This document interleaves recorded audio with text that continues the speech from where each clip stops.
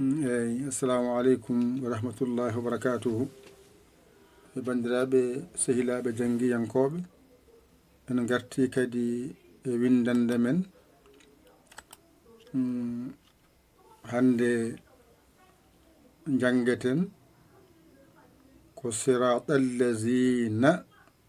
an'amta alayhim. Holno windirte ni battayi sareedu ara mbaɗa allif mbaɗa ɗa koyngal ayi mbaɗa ni ɗum woni siraɗa ko ni windirte allif mbaɗa laam ayi ɗo ko del wonno ko toɓɓere nde ɗo mbaɗɗa hen wiya zadel ayi ɗo ko jubriya nani ɗum ɗo woni nunarrak gasi ɗum woni allazina o ɗum woni siraɗallazina ko ni windirte siraɗallazina siraɗallazina ko ni windirte gadda allif mbaɗa ɗo henne juburna ɗo gadda ayna dariɗo ma pawa ɗo gadda mimma pawa ɗo gadda ɗo oɗo ta ko battidiɗo mbiyama ta jorɗo o wona ɗo gasi ɗum woni an amta ko ni windirte an amta mbiyata ko an ha gayna mbiya am nde puɗɗa wiide ta o an am ta gadda ayna baaliɗo ma gadda laam mbaɗa ɗo jubriyama ɗo mbaɗa ɗo ay ha saqiru hakkude wontata ko ha mawɗo ay mimarak so wattidima ay nani ɗum woni alayhim o kaɗen ɗo hande janguɗon ko siraɗallazina an'amta alayhim ko ni windirte sa yi detterto jiya ɗum toon ɗo woni sareedu mo jangunoɗa ɗum ɗo woni ara mo jangunoɗa allif mo jangunoɗa ɗa koyngal jangunoɗa ɗum ɗo ndendinɗa keɓɗa hen siraɗa allif e laam mo jangunoɗa o e zadel mo jangunoɗa o e jubriya mo jangunoɗa o e nunarak a wiyanomo juburna so woni sara bindol yo wiye nunarak wadde o moni ɗum ɗo fof so rendi noon ngol ɗo bindol ala ko woni nemago ka janggano ko hen keɓɗa karfeje ballawoyma ha mbawa windude siraɗallazina ko ni windirte sa yita fatiha ma yiɗeɗo karfeje toon wadde a faami hankadi jangde ma enana weeɓa siraɗallazina ko ni windirte ɗo noon ko allif oɗo e juburna o ndendinta wona an ƴetta ayna baaliɗo e mimo ndendina mbiya am wadde wona an am nde puɗɗa wiide ta mbasa wiide al amta wiyete ko an ha gasa mbiya am nde gadda ta o ɗiɗi ɗi jadata an o jadata mbiya am wadde mbiya an am te nde puɗɗa wiide alayhim ay alayhim wadde anna amta alayhim ni windirte yeru mum hande saɗa winda ɗum ko ni mbatta ay sawi joni ɗum ɗo woni an mbiya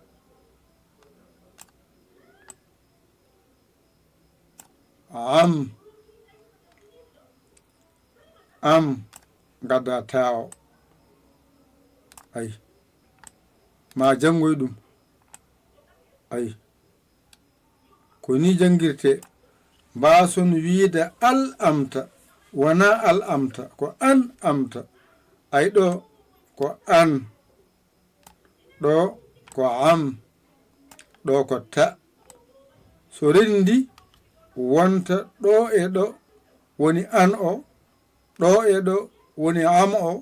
ɗo woni ta o so rendi innire an amta an amta mbasa wiide al amta wona al ko an mbasa wiide al amta wiyete ko an am e ta wona an amta a faami ɗon an amta gadda alayhi mo bange wadde mbaɗan ni ɗo woni an ɗo woni am ɗo woni ta so rendi wona an amta ɗone ko an am ta qur'ana e arab nandi yaadu to bange sidda kamɓe nandi to bange polle kamɓe nandi e wasde fodde kamɓe nandi ɗum noon sa wawi tan pularo tan jangudema gande saɗata e ma ɗum nan wadde jokken jangde soreedu ara alif ɗa koyngal ɗum ɗo rendi bindiri aɗum siraɗa alif e laam zadel jubriya nunarak ɗum woni allazina o nani so rendi mbiya siraɗallazina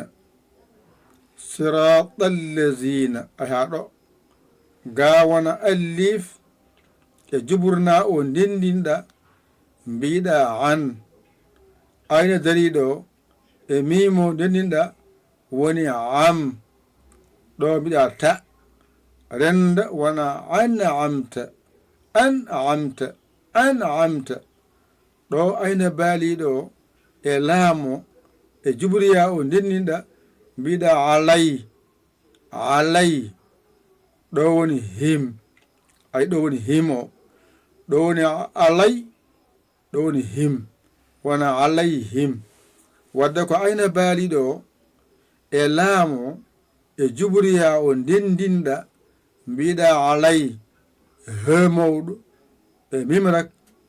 ndendinɗa mbiɗa him gasi janggen ɗo woni siraɗallazina ɗo woni an'amta alayhim ɗo woni siraɗallazina ɗo haaɗi an'amta ɗo haaɗi alayhim ɗo haaɗi joni noon ndendinen ɗum janggen ɗum ɓaaren siraɗallazina an'amta alayhim siraɗallazina an'amta alayhim siraɗallazina an'amta alayhim siraɗallazina an'amta alayhim siraɗallazina an'amta alayhim siraɗallazina an'amta alayhim siraɗallazina an'amta alayhim siraɗallazina an'amta alayhim siraɗallazina an'amta alayhim siraɗallazina an'amta alayhim siraɗallazina an'amta alayhim siraɗallazina an'amta alayhim siraɗallazina an'amta alayhim siraɗallazina an'amta alayhim ƴette kuɗi mon e karneji mon mbañirɗon jangon ɗigga on koola koye mon ƴeewon baawɗo ɗakkoɗon sara makko o holla on o walla on ha jiyon laawol ɗo noon ala harfere wonde ɗo nde on janngano ɗo addata ko ha ganda saɗa winda no windirta hankadi ko gonɗen koye windude to ko jangude no windirte ɗono eɗen binda hankadi